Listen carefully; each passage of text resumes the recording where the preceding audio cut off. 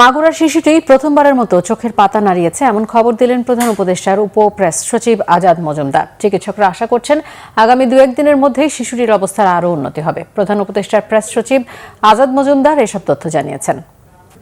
শিশুটির শারীরিক অবস্থা খুব সামান্য উন্নতি হয়েছে, কমান্ড লেভেল 3-এ ছিল, আজকে সেটা 5-এ উন্নতি হয়েছে এবং সকালে শিশুটি প্রথমবারের মতো হাসপাতালে ভর্তি হওয়ার পর চোখের পাতা নেড়েছেন এবং তবে শ্বাসরোধের চেষ্টার কারণে তার মস্তিষ্কে অক্সিজেন সরবরাহ বিঘ্নিত হয়েছিল এবং মস্তিষ্কে পানি জমে গিয়েছিল, যেটা এখনো অপসারণ করা সম্ভব হয়নি। তার বুকের মধ্যে যে বাতাসটা জমেছিল সেটা দূর করা গেছে এবং চিকিৎসকরা আশাবাদী হয়তো তার স্বাস্থ্যের অবস্থা আর একটু উন্নতি হবে 2-1 দিনের মধ্যে।